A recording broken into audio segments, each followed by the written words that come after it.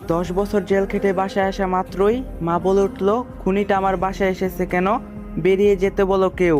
মা, আমাকে বিশ্বাস করো, আমি বাবাকে হত্যা করি নাই। তুই যদি কখনো আমার সামনে আসিস তবে আমার মরা মুখটা দেখবি। এমন কথা বলিও না মা।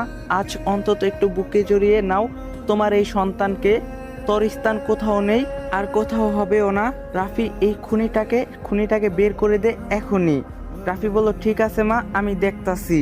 তখন হাসিব বলল, ভাইয়া তোমরা আমাকে বিশ্বাস করো, আমি বাবাকে খুন করি নাই। রাফি বলল, বাবা নামটা মুখে আনবি না। তোর মতো সন্তান যেন কারো কোনো বাবা মায়ের ঘরে জন্ম না নেয়। হাসিব বলল, তুমিও অবিশ্বাস করতাছো ভাইয়া? জানো ভাইয়া, এই 10টা বছর আমি ঘুমাতে পারি নাই এই অপবাদ নিয়ে। রাফি একটু হেসে বলল, তোর কথা শুনে আমার হাসি পাচ্ছে। নিজের বাবাকে হত্যা করে দোষী হয়ে 10 বছর জেল খাটলি, আবার তুই বলতাছিস মিথ্যা অপবাদ। হাসিব বলল, হ্যাঁ, এটা মিথ্যা অপবাদ। তখন রাফি বলল, এত কথা বুঝি না, এই মুহূর্তে তুই এই বাড়ি থেকে বেরিয়ে যাবি। হাসিব বলল, আমার তো যাওয়ার কোনো জায়গা নেই, আমি কোথায় যাব এই বাড়ি ছেড়ে? রাফি বলল, যাবি নাকি ঘাড় ধাক্কা দিয়ে বের করে দিব তোকে? হ্যাঁ। এই সব কথা দূর থেকে হাসিব ও রাফির মা শুনতেছিল। হাজারটা ভুল করলো মায়ের বুকে, কিন্তু সন্তানের জায়গা থাকে। তখন রাফির মা বলল, রাফি, এই খুনিটাকে আজ থাকতে দে। এত রাতে কোথায় যাবে? কাল না হয় বের হয়ে যাবে বাসা থেকে। রাফি বলল, কিন্তু মা, একে বাসায় রাখা কি ঠিক হবে? যদি আবার কিছু কাহিনী ঘটায়? হাসিব বলল, বিশ্বাস করো, আমি কিছু করব না। আমাকে আজকে রাতটা থাকতে দাও, আমি কাল চলে যাব। রাফি বলল, ঠিক আছে, এত করে যখন বলতাছিস, ঠিক আছে, ভিতরে আয়। এরপরে রাফি হাসিবকে নিয়ে ভিতরে এসে একটি রুম দেখাই দেয় ঘুমানোর জন্য। তখন হাসিব বলল, একটু খাবার পাওয়া যাবে কি ভাইয়া? রাফি বলল, এই বাসাতে তোর ভাত হারাম, বেশি কথা বলে থাকতেও দিব না। হাসিব বলল, ঠিক আছে, আমি ঘুমাচ্ছি। এরপরে সবাই ঘুমিয়ে পড়ে। ঠিক রাত 2টার দিকে হঠাৎ চিৎকারের শব্দ আসে। বাঁচাও বাঁচাও, আমাকে শেষ করে ফেললো, প্লিজ আসো আমাকে বাঁচাইতে। এমন চিৎকারের শব্দ শুনে সবাই বাহিরে এসে দেখে যে হাসিব। কাজের মেয়ের ছায়ার ব্লাউজের হুকটা খোলা দেখে রাফির পায়ের রক্ত মাথায় উঠে যায়।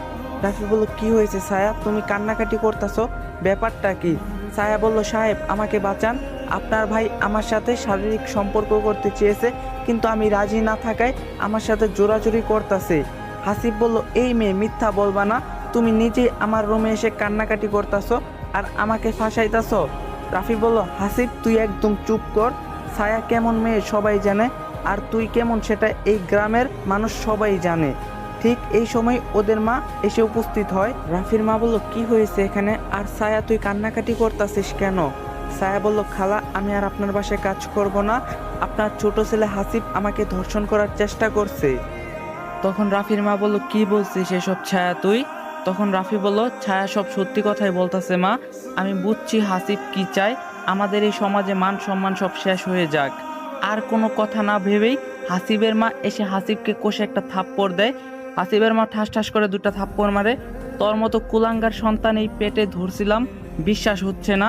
নিজের বাবাকে খাইলি, এখন আবার কাকে খাইতে এসেছিস এই বাড়িতে?